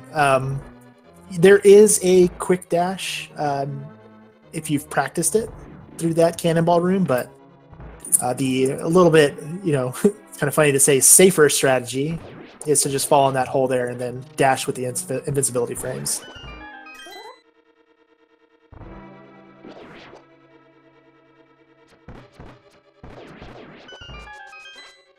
All right, DK is getting through this gauntlet relatively well. Says, no thank you, I don't need powder. Come on. And he's got to be a little bit careful here because he's using 6 fire rod, or he'll have 7 fire rod shots now. He's going to be pretty low on magic by the time he goes through. Oh no. Yep, going to use all of his magic there. There is a small magic drop here, so he'll have enough to do the this Wizrobe room. I believe that should be enough for him to get him through the 2 Wizrobe rooms, but we'll have to farm up a little bit. Ooh, no. He actually misses one, and keep in mind, he's also got the lamp room coming up. So DK's, this is the nerves. I can't think this is anything but the nerves at this point in time. Yes, this is, anybody who's been in a tournament race can attest to you. This is the point when things really start to get hairy. You're in GT, you're in the gauntlet, you're looking over at your race chat, your opponent hasn't finished yet. Yeah, absolutely. I can definitely see nerves being a factor here for DK.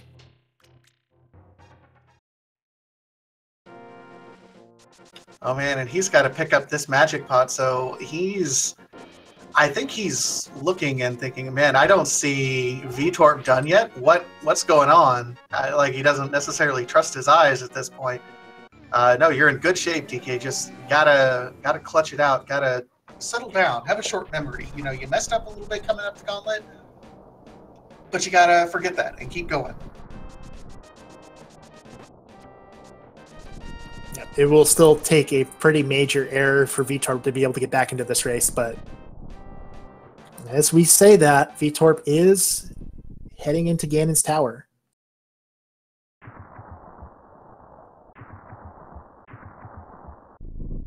Veetorp has to kill this Helmasaur, mini Helmasaur, for the small key. He's at 1 heart, though. And he cannot take a death here. Yeah. He cannot take a death here. Oh my god. This is tight. He needs to be very cautious in this room. Just take it slow. Oh, pull out. Come on. You got your powder. Okay, he's a little bit better now. But man, not having those safeties, no potions for DKs.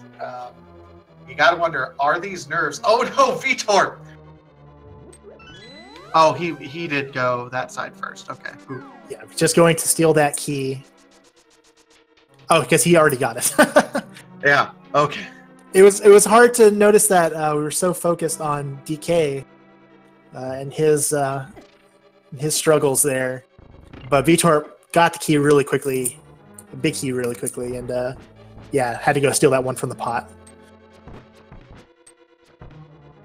So when you're about to have to do Silverless Ganon and no safeties, his potion bottles are completely empty. He was looking for them. I don't know. When your nerves are at this point, he's really got to be careful. I can absolutely foresee DK possibly taking a death again, and if he doesn't calm down here a little bit.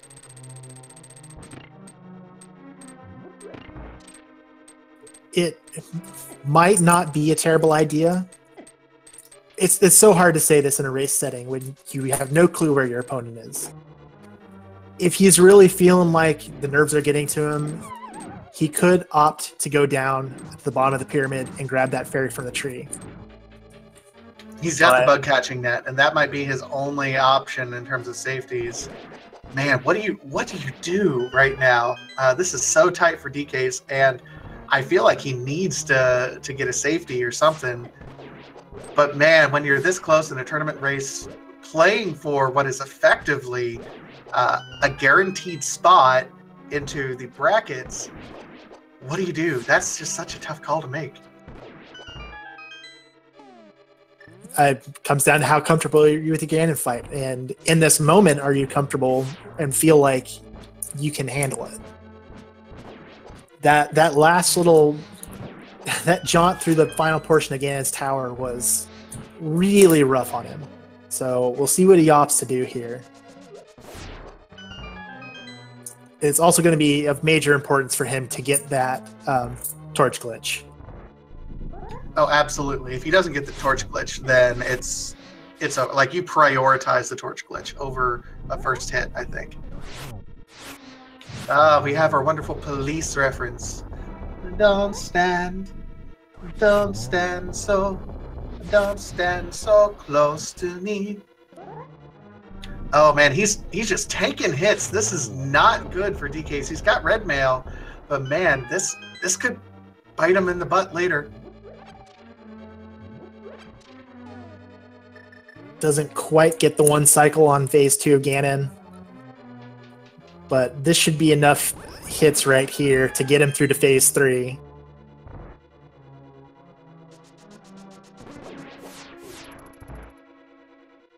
You're sitting at 5 hearts. Oh my goodness.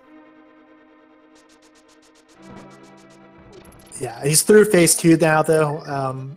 I would not be concerned about him unless he takes another hit.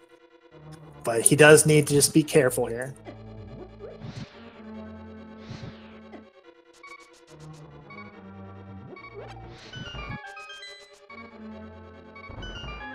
Oh, so they were further in Ganon's tower. I mean, absolutely. That would have been nice.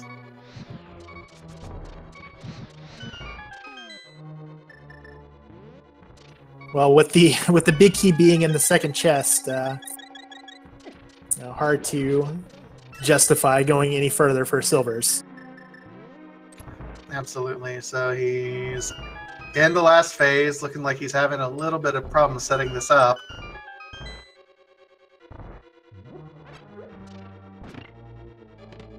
There he goes. Got it the second time around as he was attempting to do that. Basically trying to get 3 spins in each cycle, essentially. And he takes a fall! Meanwhile, Veetorp is on Boldworm 2. He's going to do his Aga fight. DKs is going to have to do that entire fight again with no safeties. I mean, I imagine he'll get the fairy bonk, My goodness, this could be it. DK still got the advantage, but it is so much closer now. So what was around a 5 or so minute lead for DKs has vanished to almost nothing. And he only has half magic now. So he's not going to be able to use that more, liberal magic usage strategy that he was going with. He's going to have to switch to lamp, most likely. And he still doesn't have any magic, so he's going to have to be a little bit careful here. Oh my goodness. He's tilted right now. Even the best of us would be tilted. He's at 2.5 hearts. He does have a blue potion? Oh, apparently he did. I was wondering about that. People were saying he used one earlier. I knew the runners found 2 blue potions, so okay, well, he's got his magic back and he's got his health back, so it's all about execution for him at this point.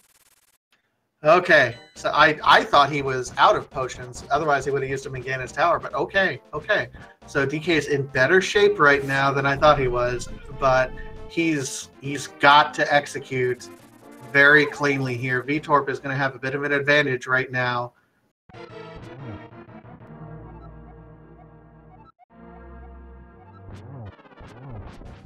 Veetorp still has some ground to make up here. It will surely take another mistake from DK to get Veetorp in this race, but the margin of error is nothing now for DK.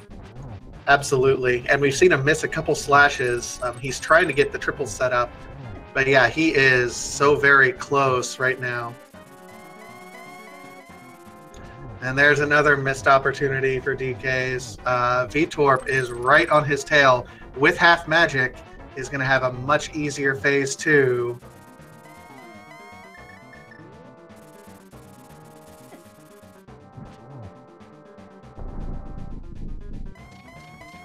Yeah. Man. I'm not sure if DKs has a more consistent setup for this. He might want to switch to it because this really hasn't been working out too well for him. Oh, he's on a good roll right at the moment, though. Yeah, starting to get into the rhythm of it. Yeah. As soon as you get... knocked himself a little bit there. Both are on phase 3 right now. Veetorp, you can tell, seems a little bit more polished here. DKs, you are making this tight, my friend. Just has a few more. Just a few more spins. So close. And there it is! Wow. Oh my god! GG! dKs89! He's got into the room. I mean, I don't want to jinx anything. Yes, he enters the room. Finishes with a time of 1:48.14. GG! dKs89. Man, he made that as dramatic as he possibly could for us. I do not think when DKs was finishing off Trinex and Veetorp was doing his Eastern and Pod plays, I don't think anybody could have predicted that the race would have ended up being this close. Oh, absolutely not. And Veetorp gets his very clean silverless Ganon.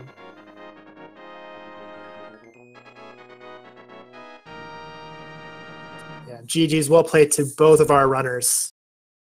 And it's less than a minute. So Veetorp's official time is 1:48.54. So we are talking 40 seconds difference between these two. GG to both these runners.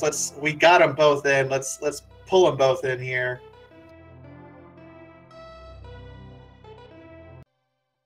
GG to both of you. My God. Wow. GG, Veetorp. Yep, GG, my friend.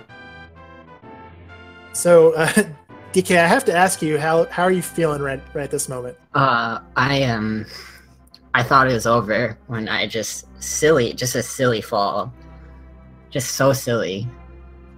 I don't know. I thought for sure I was lost because I had to race page open in the first fight, and then I just completely went to a different tab. Like, I couldn't bring myself to look. So I just need to bear down, focus on the second fight. Yeah, I'd say it certainly felt like you might have been experiencing some nerves there, which completely understandable. And, you know, especially when we're talking about a race to guarantee your passage through into the bracket stages. Because, yeah, I mean, for all intents and purposes, it looked like this was kind of wrapped up. But maybe a little bit shaky, maybe a little bit of nerves through that Ganon's tower. Yeah. I was practicing Silverless earlier, and I was just struggling. Like, I have no issue with it, but once you put like all these stakes on the line, then it's a whole different ball game. Meanwhile, Veetorp here, you know, running around. The difference, really, I mean, you guys had some early game routing. You guys were kind of very, very close. You both found those Titans mids kind of within a very short amount of time of each other. And then you both kind of went in separate directions, checked all the other overworld locations. It all came down to that Swamp Palace. dKs, you made an early call to check that as opposed to doing the Eastern and Pod dip. And that saved you quite a bit of time. You were about 5 minutes ahead going into Ganon's tower. Veetorp went up, checked Turtle Rock before even did Eastern Pod, didn't find the bow there, went up Turtle Rock, cleared Turtle Rock, didn't find the bow there, unfortunately. Then checked Moth and Ped, didn't see anything on Ped, so ended up going down and then clearing Swamp.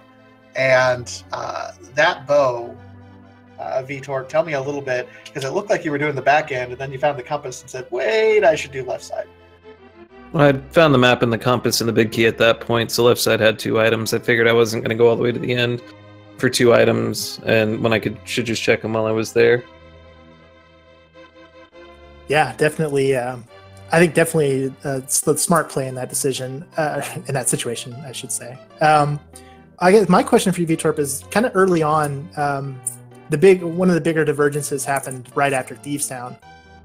I guess just talk a little bit about kind of the logic and how you made your decisions through that point, because dKs immediately after finishing Thieves Town and Village of Outcasts went to Mire and Desert, while you went ahead and did that South Dark World stuff.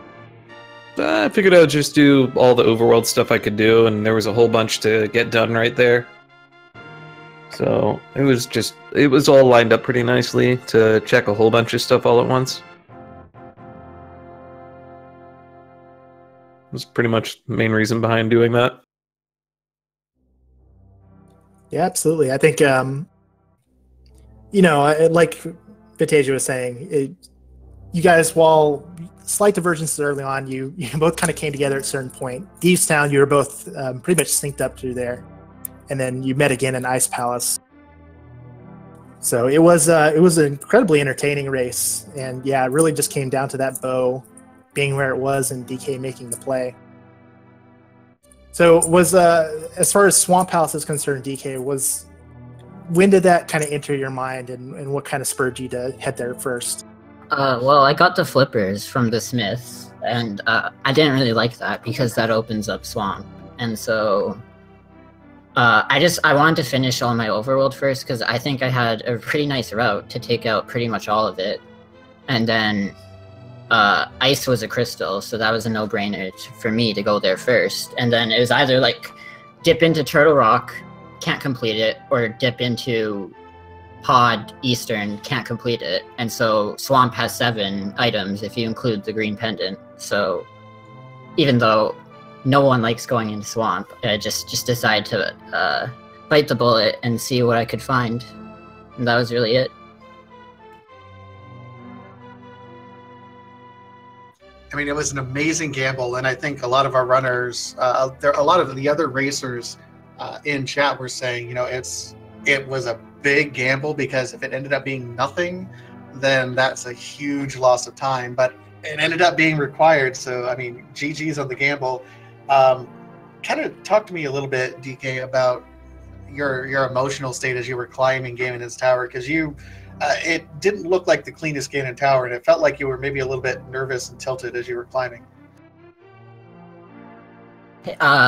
It's hard to say. Like, when you play these races, it's just everything. Like, there's so much weight that gets added, and so everything that's normally easy just becomes so much harder. And so, I don't know. I just couldn't get my emotions in check, and I was just like messing up left and right. I felt like I might have a decent lead because of that swamp play, but once I took that fall, I was I was a wreck. Well, in the end, you did end up getting the win. 5-1, guaranteed a spot in the brackets. How's that feeling? Yeah, I don't know. I've only been playing for 3 months, so it's pretty incredible. Like, my goal coming in was 4-3, and so I've won 5 straight. So that's well above my expectations. I'm just excited to keep going, keep learning, keep getting better, and see what I can do. Yeah, absolutely, no worries. And Veetorp, 4-2. Not dead yet, but next week's going to be a big race for you. How are you feeling about that heading into the final stage of the Swiss? Well, I hope I get in, or else everyone's going to have just bombs escape all the time. Are you threatening everyone? Just No. bombs escapes? Just kidding. It's a game. Have fun, play. Make it into the brackets or not make it into the brackets. I'll still be working on the randomizer, so all good. All right. Well, any last minute thoughts or comments on the seed, the tournament as a whole, from either of you guys? I just like to give a thanks to you guys for commentating, the restreamers, the admins, all behind the scenes, the trackers, and even Veetorp for like being a dev of this amazing randomizer. Yes, thank you everyone for being part of the community and helping out and make this tournament awesome.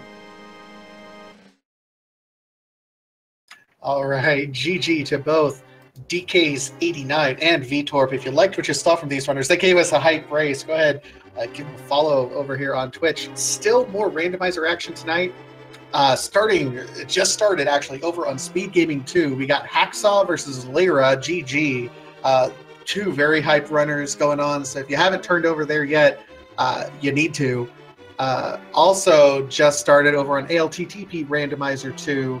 Final Flame versus Monachi 85. That's a great match as well. At 9 o'clock Eastern, right here on Speed Gaming 3. I would say the hypest match of the week as far as I'm concerned. Andy versus Pika Pals. That's going to be an amazing match here in about an hour. Also at 9 o'clock on Speed Gaming 5, Firewood King versus Raikou Raider. And on ALTTP Randomizer, we have Ultima versus Cerberus. And I think, Veetorp, you're on the mic for that one, aren't you? I most certainly am with Alucard, I believe.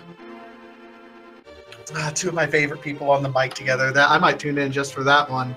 Although Andy and Pika Pals kind of, I'm going to keep that one open because Andy. Yeah, so many good races left on the docket for tonight. So that's going to do it for here. Those of us here at the Randomizer community, a big shout out here to Oddwalls, our wonderful tracker, doing amazing work for us here. Everyone at the Speed Gaming Network, Jay Meisher, it's always a pleasure to commentate with you, man. Yep, fantastic as always. Thank you. Yep, and that's going to do it for us. We're going to see you guys at the next race. Have a great rest of your night. Good night, everyone.